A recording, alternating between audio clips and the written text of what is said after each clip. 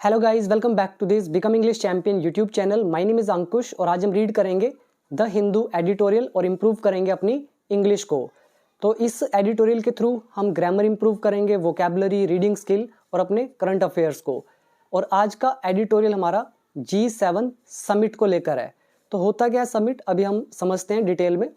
अगर वीडियो पसंद आए तो कमेंट करके जरूर बताइएगा, दोस्तों के साथ शेयर कर देना और जो लोग चैनल पर न्यू है तो सब्सक्राइब जरूर करें, मेरी प्रीवियस वीडियोस को भी वॉच जरूर करें। और ये एडिटोरियल बिगिनर्स के लिए नहीं होते हैं। अगर बिगिनर्स जिनको इंग्लिश नहीं आती वो इस तरह के एडिटोरियल्स पढ़ेंगे तो उनको इंग्लिश से नफरत हो जाएगी, उनका दिमाग खराब हो जाएगा। तो बेटर है कि आप पहले रूल्स वगैरह अपने अच्छे करें फिर एडिटोरियल पढ़ें। बट फिर भी अगर आपकी इच्छा है पढ़ने की तो आप पढ़ सकते हैं, आपको लेवल समझ में आएगा। तो ये आपके लिए प्लस पॉइंट हो गया। और इस एडिटोरियल में जितने भी वर्ड मीनिंग है तो इनके लिए मैंने एक अलग से पीडीएफ क्रिएट कर दी है दोबारा से। अभी तक आप देख रहे थे द हिंदू न्यूज़पेपर में जो वर्ड मीनिंग आ रहे थे 800-900 वर्ड हो गए थे हमारे, वो अलग पीडीएफ है। ठीक है, एक तो 1000 वर्ड की पीडीएफ थी, फिर अभी ये जो न्यूज़पेपर वाली पीडीएफ थी वो अलग। और अब मैंने ये जो एडिटोरियल वाले वर्ड्स होंगे इनके लिए अलग पीडीएफ मैंने क्रिएट कर दी है। 23 वर्ड्स हमने पिछली वीडियो में किए थे, आज हम करेंगे 24 से। तो ये अलग हमारी पीडीएफ है। जितने भी वर्ड मीनिंग होंगे 1000-2000 मैं ऐड ऑन करता जाऊंगा इसमें। और ये पीडीएफ भी आपको मिलेगी मेरे कोर्स के अंदर वर्ड मीनिंग के फोल्डर में। मेरा कोर्स है इंग्लिश का कंप्लीट कोर्स जिसमें all grammatical rules, vocabulary means सब कुछ कवर अप किया हुआ है, आपके सामने लिखा हुआ है स्क्रीन पे। अगर आपको ज्वाइन करना है तो ऐप डाउनलोड कर लेना, बिकम इंग्लिश चैंपियन। और ये जो मैंने द हिंदू एडिटोरियल पर ये जो पीडीएफ लिखी है इसके अंदर वर्ड होगा हिंदी इंग्लिश में, इसके सिनोनिम्स होंगे, एंटोनिम्स होंगे विद 5 एग्जांपल्स हिंदी इंग्लिश में। तो एडिटोरियल पढ़ते हैं और मैं आपको एडिटोरियल में सिर्फ वर्ड मीनिंग बताऊंगा कि ये इंग्लिश है और इसकी हिंदी ये होगी। बाकी सिनोनिम्स, एंटोनिम्स एंड एग्जाम्पल्स आप खुद पढ़ेंगे, अदरवाइज वीडियो बहुत लंबी हो जाएगी और इतना आप फिर देखेंगे भी नहीं। तो शुरू करते हैं आज की वीडियो और पसंद आए कमेंट जरूर कीजिएगा। तो देखो, सबसे पहले हमारी हेडलाइन, फेल्ड समिट, विफल शिखर सम्मेलन। समिट क्या होता है? समिट को हम बोलते हैं, यहाँ पे आप देखो, शिखर बैठक, उच्च स्तरीय सम्मेलन, शीर्ष नेताओं की मुलाकात। मतलब जो टॉप लीडर्स होते हैं उनकी जो मीटिंग होती है उसको हम बोलते हैं बैठक, सम्मेलन। ठीक है, तो इसको बोल दिया समिट। तो ये फेल्ड है, मतलब सक्सेसफुल नहीं रहा, तो ऐसा समिट। एडिटोरियल किस पे है? On the G7 summit. ये जो G7 समिट है मतलब 7 नेशंस का कोई ग्रुप होता है, उनका जो बैठक है इन कनाडा में, तो उस पर है ये एडिटोरियल। इसके नीचे सब हेडिंग, इंडिया मस्ट रीअसेसेस। इंडिया को पुनः आकलन करना चाहिए, पुनः विचार करना चाहिए। ये हमारा रीअसेस वर्ब की फर्स्ट फॉर्म है, मस्ट लगा है शुड की जगह। तो किस चीज पर पुनः विचार करना चाहिए? यूजफुलनेस पर, उपयोगिता पर। किसकी उपयोगिता? Of attending G7 meetings. तो G7 मीटिंग्स को अटेंड करने की उपयोगिता पर भारत को पुनः विचार जरूर करना चाहिए। तो ये होगी हमारी इसकी हिंदी। दूसरा वर्ड याद करेंगे, यूजफुलनेस, उपयोगिता। यहाँ पे वर्ड देखिए आगे है 25, रीअसेस मतलब होता है पुनः मूल्यांकन करना, फिर से विचार करना, दोबारा आकलन करना। सिनोनिम्स, एंटोनिम्स एंड एग्जाम्पल्स आप पीडीएफ से पढ़ सकते हैं या फिर यहाँ से स्क्रीनशॉट लें। अब आता है हमारा फर्स्ट पैराग्राफ। अब ध्यान से देखना, एट 50 मतलब 50 पर यानी कि उम्र की बात हो रही होगी, ईयर्स की। द G7, ये जो G7 है, शुड अपीयर, इसको दिखना चाहिए। G7 सब्जेक्ट, अपीयर वर्ब की फर्स्ट फॉर्म, शुड लगा है, तो G7 को दिखना चाहिए। G7 क्या है? अ ग्रुपिंग, एक ग्रुप है। किसका group? Of the most advanced economies, जो अर्थव्यवस्थाएं हैं। एडवांस्ड मतलब सबसे ज़्यादा, मोस्ट मतलब सबसे ज़्यादा एडवांस्ड जो अर्थव्यवस्थाएं हैं उनका एक ग्रुप है G7। तो इनको दिखना चाहिए। कैसा? रोबस्ट, रोबस्ट मतलब मजबूत, कोहेसिव मतलब एकजुट या संगठित, एंड एक्सपीरियंस्ड और अनुभवी। तो ऐसा दिखना चाहिए इनको। किस चीज में? इन मैनेजिंग, संभालने में। किसको? ग्लोबल कॉन्फ्लिक्ट को, मतलब वैश्विक जो विवाद झगड़ा होता है उसको। वर्ड मीनिंग याद करेंगे, रोबस्ट, जटिल, या फिर कठोर या मजबूत, कोहेसिव एकजुट, संगठित, एक्सपीरियंस्ड अनुभवी, कॉन्फ्लिक्ट इज विवाद। और बाकी इसमें मुश्किल नहीं है। तो ये था हमारा फर्स्ट सेंटेंस। वर्ड मीनिंग अगर आपको देखने हैं तो वो भी दिखा देता हूँ। ये है वर्ड नंबर 26, रोबस्ट मतलब मजबूत, सशक्त, स्थिर और टिकाऊ। वर्ड नंबर 27 है कोहेसिव मतलब एकजुट, संगठित, अच्छी तरह से जुड़ा हुआ। तो आगे देखते हैं। इसके बाद लिखा है इंस्टेड, इसके विपरीत। इंस्टेड क्या बता रहा है कि जो भी हमने बात कही है कि ऐसा दिखना चाहिए, इंस्टेड मतलब लेकिन इसके उल्टा ही है। इंस्टेड इसके बावजूद या इसके विपरीत, इसके ऑपोजिट, द G7 समिट, ये जो G7 शिखर सम्मेलन है, एंड आउटरीच सेशन, और ये जो आउटरीच सेशन है। अब ये आउटरीच सेशन क्या होता है? अब ये जो G7 समिट है इसमें 7 नेशंस होंगे, ठीक है। अब इन 7 नेशंस के अलावा भी और भी नेशंस होते हैं, लेकिन वो इस ग्रुप का हिस्सा नहीं है।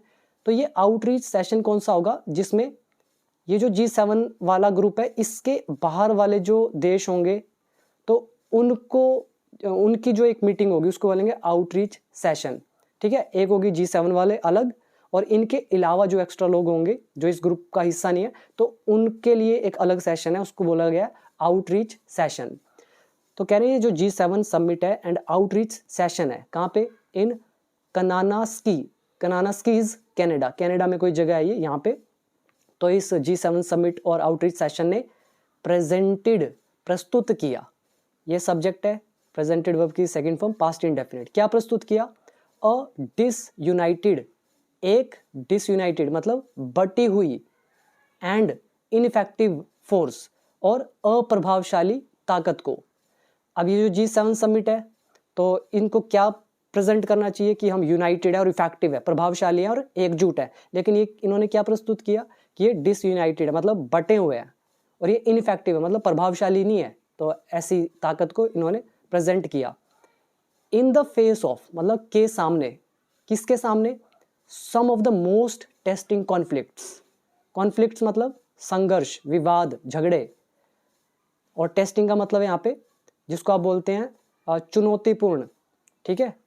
तो जो चुनौतीपूर्ण, सबसे चुनौतीपूर्ण जो विवाद है, कह रहे हैं उनमें से कुछ, ठीक है। Some of the most testing conflicts, सबसे ज़्यादा चैलेंजिंग कॉन्फ्लिक्ट्स में से कह रहे कुछ जो हैं तो उनके सामने G7 ने पेश किया बटा हुआ और अप्रभावशाली ताकत को। और ये कॉन्फ्लिक्ट्स कौन से हैं? इंक्लूडिंग, कह रहे हैं जिसमें शामिल है an escalating Russia Ukraine war, escalating is बढ़ता हुआ यूक्रेन और रशिया का जो वॉर है इसमें ये शामिल है। The Israel Iran strife, Israel और ईरान का स्ट्राइफ है, स्ट्राइफ मतलब झगड़ा, तो ये शामिल है। एंड और इजराइल्स सीजलेस बम्बार्डमेंट, और इजराइल की ये जो सीजलेस मतलब निरंतर, लगातार, ये जो बम्बारी है ऑफ गाजा, ठीक है। तो इजराइल की जो बम्बार्डमेंट ऑफ गाजा की, ठीक है, लगातार, तो ये सारे इसमें इंक्लूड हैं। तो इन कॉन्फ्लिक्ट्स के सामने कह रहे हैं ये डिसयूनाइटेड और इनइफेक्टिव फोर्स को प्रेजेंट किया G7 और आउटरीच सेशन ने। तो ये हो गया यहाँ तक पूरा सेंटेंस। यहाँ पे वर्ड मीनिंग याद करेंगे, strife, then ceaseless, then escalating, escalate तो सिंपल है मतलब बढ़ता हुआ, ये काम कर रहा है एडजेक्टिव का। बम्बार्डमेंट नाम से ही पता चल रहा है, और डिसयूनाइटेड और इनइफेक्टिव इज प्रभावशाली। तो ये सारे वर्ड देख लेते हैं। तो देखो आपके सामने यहाँ पे लिखा है आउटरीच सेशन, जनसंपर्क सत्र मतलब जिस पे जो पब्लिक है उस तक पहुंचा जा रहा है, उनसे संपर्क साधा जा रहा है, लोगों तक पहुंचने की बैठक। और जो अभी यूज हुआ है वो G7 के आउटसाइड जो मेंबर है उनके लिए यूज किया गया है। नेक्स्ट आप देखेंगे स्ट्राइफ, कलह, झगड़ा, विवाद। नेक्स्ट है सीजलेस मतलब अविराम, विराम क्या होता है? रेस्ट करना, अविराम रेस्ट न करना, यानी कि लगातार, जिसका कभी अंत ना हो। तो यही हमने यूज किया ना यहाँ पे, सीजलेस बम्बार्डमेंट मतलब जो लगातार बमबारी है। और ये जो वर्ड है डिसयूनाइटेड, नाम से पता चल रहा है यूनाइटेड एकजुट, और डिसयूनाइटेड जो एकजुट ना हो, जो बटा हुआ हो। और प्रेपोजिशनल फ्रेज है इन द फेस ऑफ, यानी कि के सामने। नाउ नेक्स्ट, इन एडिशन, इसके अलावा, इट हैज बीन अनेबल, यहाँ देखो हैज बीन लगा हुआ है, तो इट यूज़ किया गया है G7 समिट के लिए। तो ये असमर्थ रही है, ये टाइम इन टेंस का हमारा concept, unable is not able. तो ये अनेबल रही है मतलब समर्थ नहीं रही है या असमर्थ रही है टू डील विद, निपटने में या निपटने के लिए, किससे, the biggest disruptor in global trade. तो वैश्विक व्यापार में जो ये सबसे बड़ा डिसरप्टर है मतलब बाधा डालने वाला, तो इनसे डील करने में, निपटने में, तो ये क्या रही है, असमर्थ रही है। अब ये कौन सी बाधा है, दैट ऑफ, अभी हमारा दैट ऑफ बता रहा है डिसरप्शन को, मतलब कौन सी बाधा की बात हो रही है, कह रहे हैं दैट ऑफ मतलब जिसमें यूएस ट्रम्प एडमिनिस्ट्रेशंस, जिसमें यूएस के जो ट्रम्प की एडमिनिस्ट्रेशन है, जो प्रशासन है यूएस ट्रम्प का, तो इनका जो रेसिप्रोकल टैरिफ्स है वर्ल्ड वाइड। अब रेसिप्रोकल टैरिफ्स मतलब हो गया एक्सपोर्ट इंपोर्ट पे जो टैक्स लगता है, और वर्ल्ड वाइड मतलब पूरे विश्व में। तो ये जो ट्रम्प, यूएस के ट्रम्प एडमिनिस्ट्रेशन का रेसिप्रोकल टैरिफ है वर्ल्ड वाइड, तो इसको बताया गया है बाधा। ठीक है, तो इसके लिए बोल रहे हैं कि ये G7 ये अनेबल रही है निपटने में इस डिसरप्टर से, इस बाधा डालने वाले से। और बाधा क्या है, ये रेसिप्रोकल टैरिफ जो वर्ल्ड वाइड है ट्रम्प एडमिनिस्ट्रेशन का। यहाँ पे हमारा रूल यूज हुआ है हैज़ बीन अनेबल टू, मतलब टाइम इन टेंस का कॉन्सेप्ट, डील विद इज निपटना, डिसरप्टर इज बाधा डालने वाला। ये हमारा लेसन है दैट ऑफ, एक आपने किया था ना then that of then those of, तो ये वो कॉन्सेप्ट है। और रेसिप्रोकल टैरिफ इंपोर्ट एक्सपोर्ट पे टैक्स शुल्क। आगे दिस ईयर्स G7, इस साल का जो G7 है वॉज रॉकी, वो रॉकी था। रॉकी का मतलब है परेशानियों से भरा हुआ, फ्रॉम द स्टार्ट, शुरुआत से। ठीक है, G7 शुरुआत से ही क्या था, रॉकी था, मतलब परेशानियों से भरा हुआ था। एज, क्योंकि होस्ट कैनेडा, जो मेजबान कैनेडा है, मतलब जो ये मीटिंग को होस्ट करा रहा है, तो होस्ट जो है कैनेडा, सो एन अनएक्सपेक्टेड इलेक्शन, क्योंकि इसमें अनएक्सपेक्टेड इलेक्शन हुआ, अप्रत्याशित इलेक्शन हुआ, मतलब एक ऐसा इलेक्शन जिसकी किसी को उम्मीद नहीं थी लेकिन वो हुआ, उसको बोल दिया अनएक्सपेक्टेड। ठीक है, तो मेजबान कैनेडा में हुआ अनएक्सपेक्टेड इलेक्शन जस्ट मंथ्स, मतलब कुछ ही महीने बिफोर, पहले, किससे पहले, समिट से, इस मीटिंग से। इसमें मुश्किल कुछ नहीं है, बस टेंस आप देख लो। ये वॉज के बाद हमारा नाउन एडजेक्टिव, एज बता रहा है क्योंकि को, कंजंक्शन का काम कर रहा है, और होस्ट कैनेडा, सो, अब कैनेडा तो देख नहीं सकता है, यहाँ देखने का मतलब है वहाँ पर कुछ होने से क्या हुआ, अनएक्सपेक्टेड इलेक्शन हुए। नेक्स्ट है the government of Mark Carney, Mark Carney की जो सरकार है, was still finding its feet, वो अभी भी अपने कदम जमाने की कोशिश कर रही थी। फाइंड इट्स फीट मतलब होता है कदम जमाने की कोशिश करना। तो इनकी जो सरकार है मार्क कार्नी की, तो वो अभी भी कोशिश कर रही थी अपने पैर जमाने की। विच मेंट, जिसका मतलब था, which is a relative pronoun, mean मतलब होना, सेकंड फॉर्म आ गई मेंट। ठीक है, पास्ट इंडेफिनिट, तो जिसका मतलब था लीडर्स, जो नेता हैं, सच एज, जैसे कि मिनिस्टर, प्राइम मिनिस्टर मोदी, तो कह रहे हैं जो नेता है प्रधानमंत्री नरेंद्र मोदी जो हैं, जैसे कि वर इनवाइटेड, तो इनको इनवाइट किया गया। यहाँ पे लीडर्स ऑब्जेक्ट है, were helping verb, invited verb की third form, past indefinite passive voice. ठीक है, तो मार्क कार्ने की सरकार कोशिश कर रही थी अभी भी अपने पैर जमाने की, जिसका मतलब था कि जो लीडर्स हैं प्रधानमंत्री मोदी जैसे, तो इनको इनवाइट किया गया just days before the summit, summit से कुछ ही दिन पहले।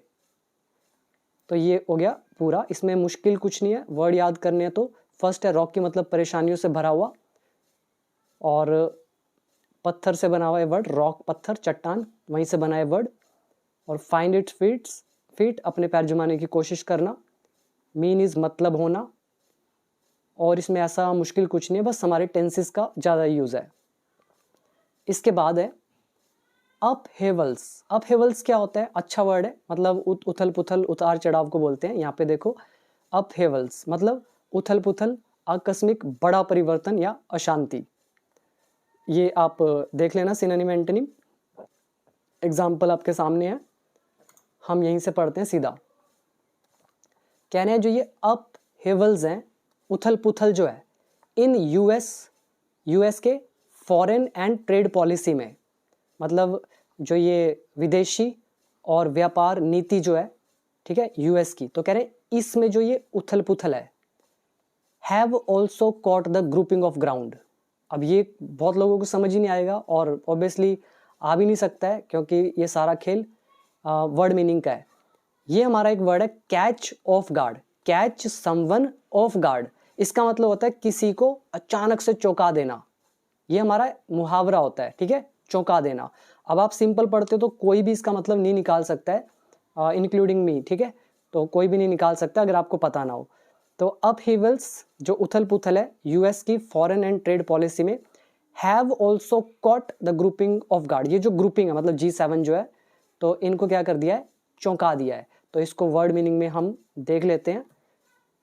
यहाँ पे लिखा है कैच समवन ऑफ गार्ड, मतलब अचानक हैरान कर देना, तैयारी के बिना पकड़ लेना, अप्रत्याशित यानी कि अनएक्सपेक्टेडली किसी को चौंका देना, ये होता है कैच समवन ऑफ गार्ड। अब क्लियर हो गया।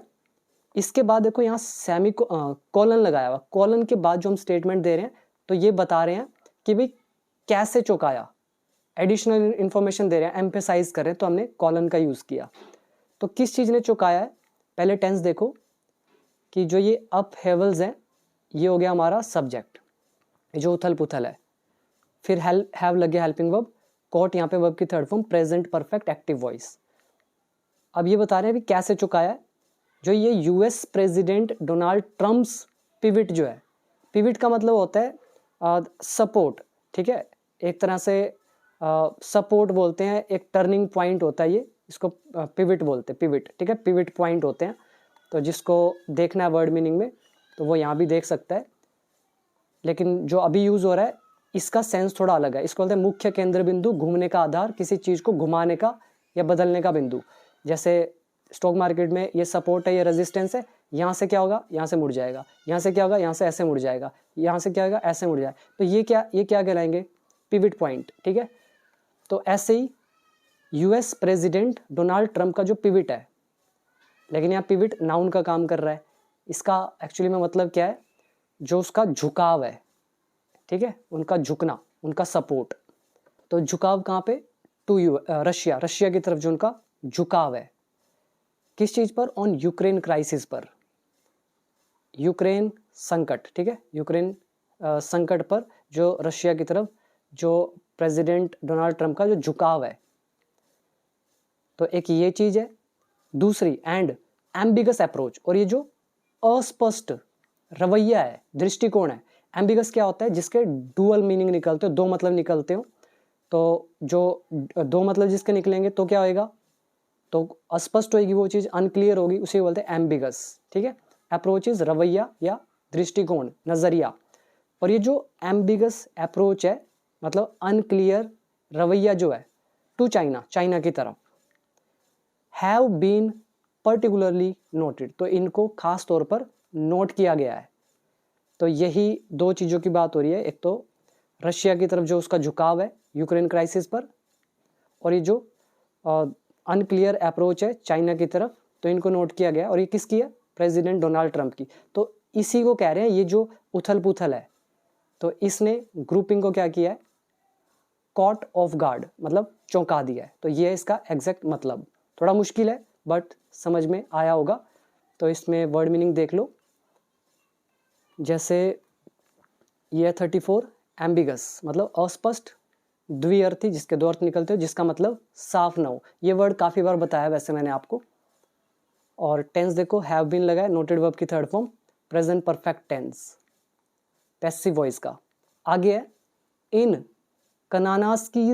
कनानास्कीज में मिस्टर ट्रंप इवन सजेस्टेड, तो इस जगह में मिस्टर ट्रंप ने यहाँ तक कि ये भी सुझाव दिया था दैट की the G7 become the G9, कि G7 बन जाए G9, मतलब 7 की जगह भी इसमें 9 सदस्य हो जाएं, इंक्लूडिंग जिसमें शामिल हो रशिया एंड चाइना। तो ये उन्होंने कहा कि ऐसा हो जाए, G7 से बन जाए G9।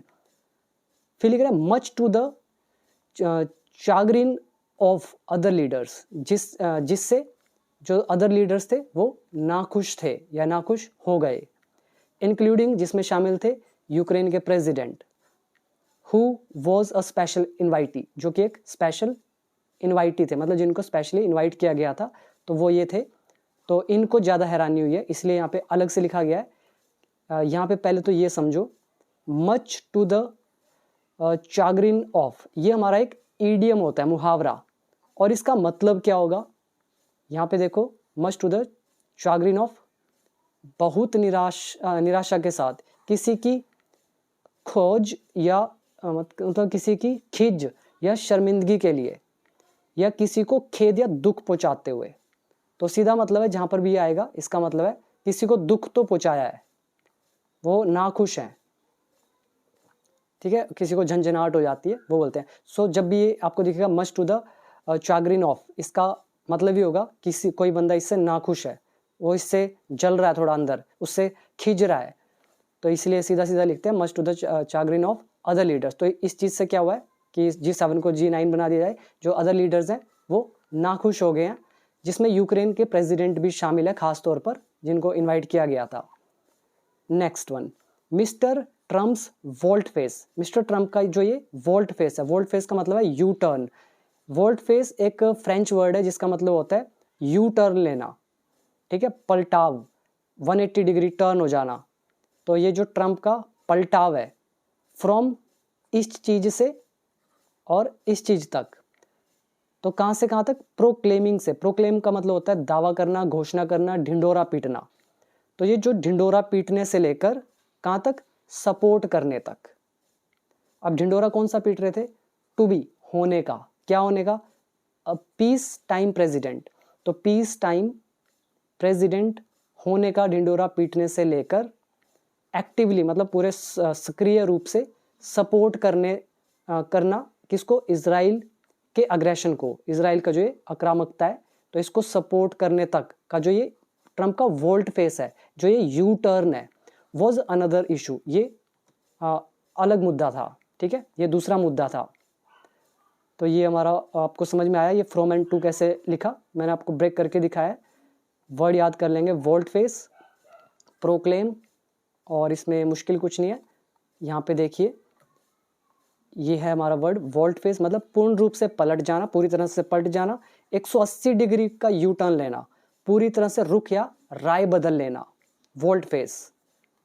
नेक्स्ट वन, प्रोक्लेम, ये हमने 800 वर्ब के अंदर भी किया था। घोषणा करना, जोर देकर कहना, औपचारिक रूप से किसी बात को सार्वजनिक करना, प्रोक्लेम करना, ठीक है, अनाउंस करना, डिक्लेयर, स्टेट, प्रोनाउंस, ब्रॉडकास्ट। इसके बाद आगे है द यूएस रिफ्यूज्ड, तो यूएस ने इनकार कर दिया, टू साइन ऑन, साइन करने से, किस पर? To a draft statement. ये एक ड्राफ्ट स्टेटमेंट होती है, मतलब जो फाइनल नहीं होती, तो इस पर साइन करने से यूएस ने इनकार कर दिया। और स्टेटमेंट कौन सी? बाय GS7 मेंबर्स, GN7 के मेंबर्स के द्वारा थी ये ड्राफ्ट स्टेटमेंट।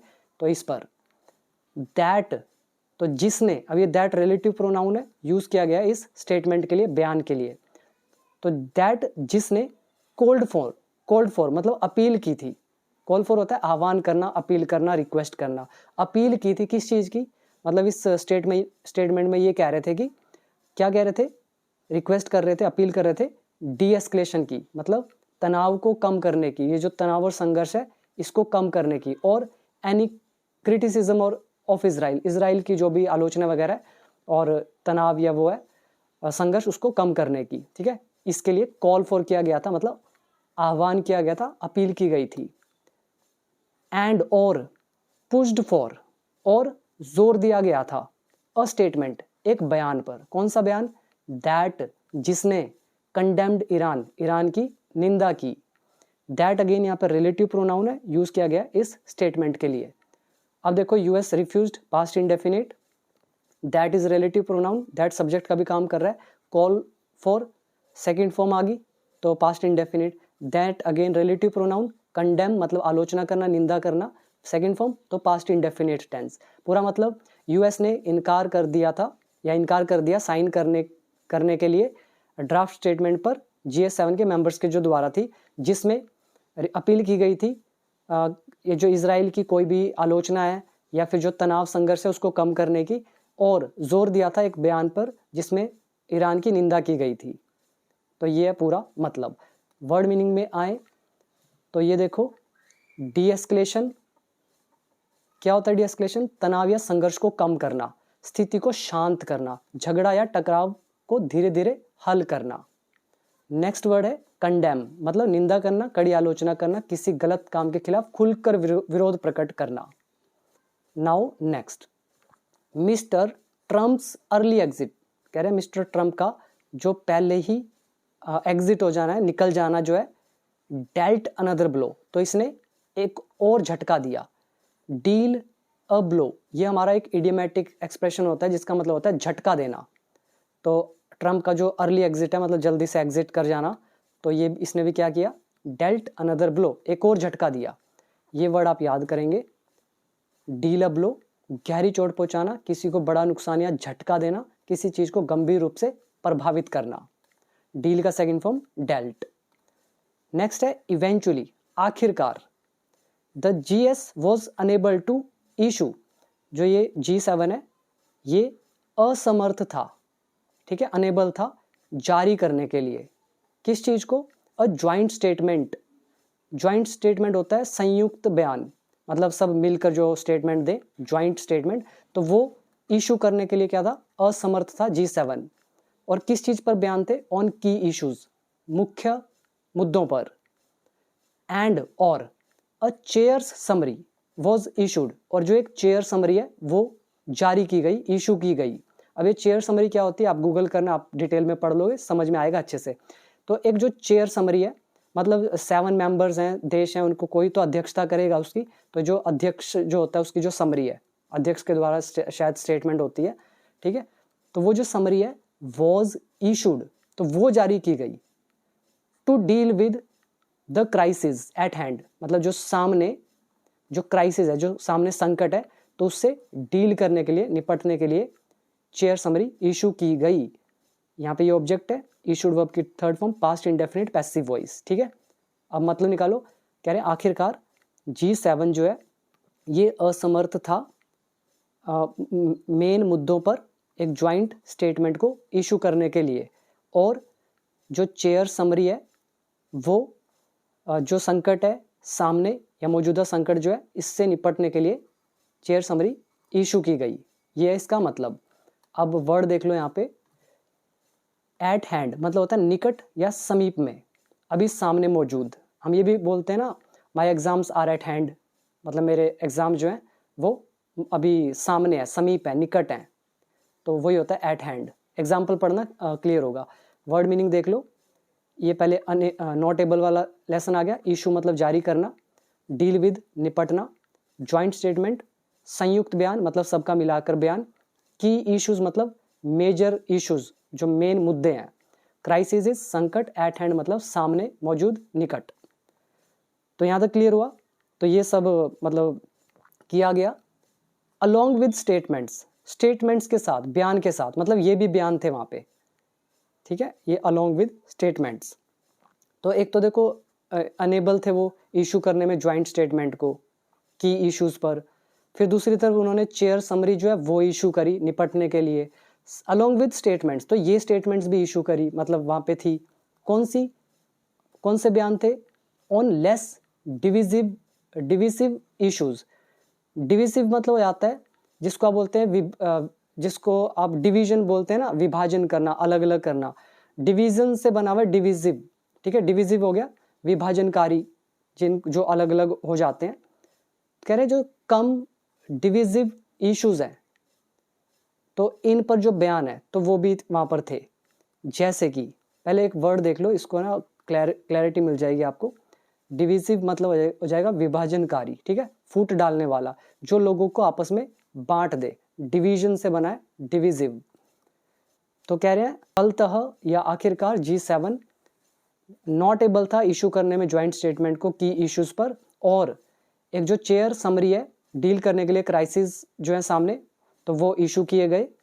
साथ में स्टेटमेंट्स ये वाली भी, कौन सी, लेस डिविजिव इश्यूज पर। कौन से इशू थे, सच एज जैसे कि AI हो गया, एंड क्वांटम कंप्यूटिंग हो गया, क्रिटिकल मिनरल सप्लाई चेन होगी, वाइल्ड फायर हो गया, प्रिवेंशन हो गया, एंड ट्रांसनेशनल रिप्रेशन हो गया।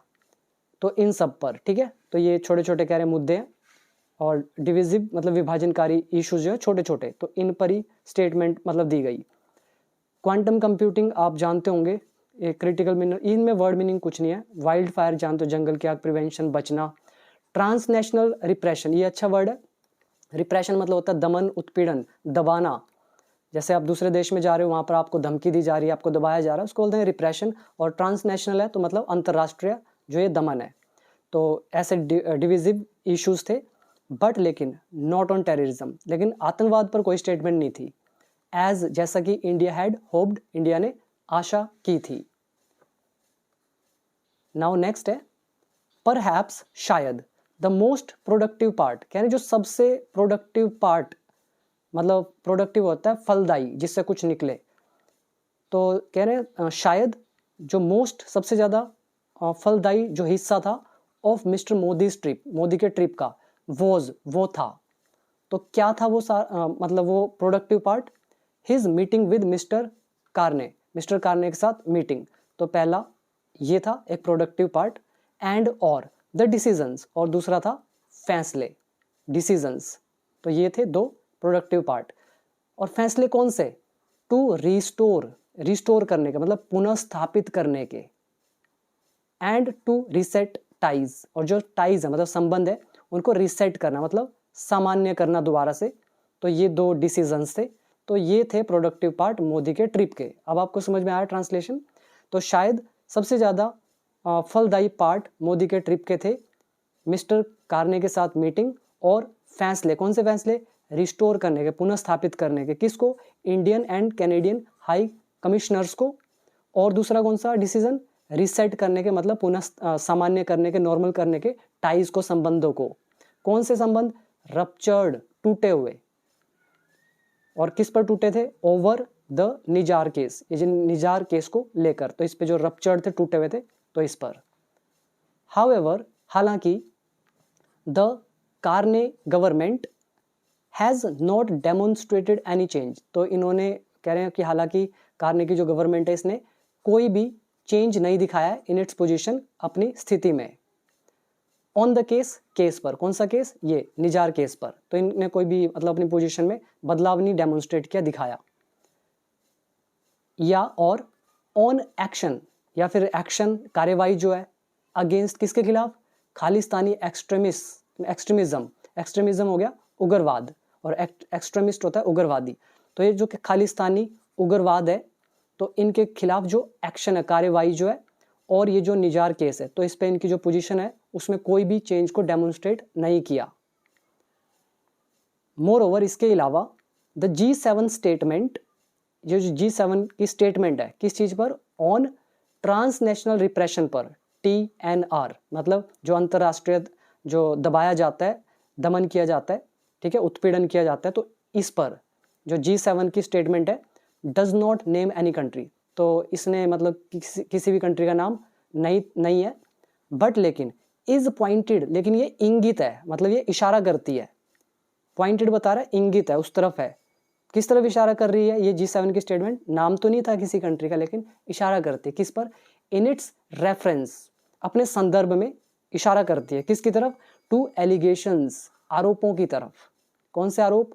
ऑफ फॉरेन इंटरफेरेंस, मतलब जो विदेशी हस्तक्षेप के जो आरोप हैं, चार्जेस हैं, तो संदर्भों में उनकी तरफ इशारा करती है कि भाई बाहर वाली देश हमारे यहाँ पे इंटरफेयर कर रहे हैं।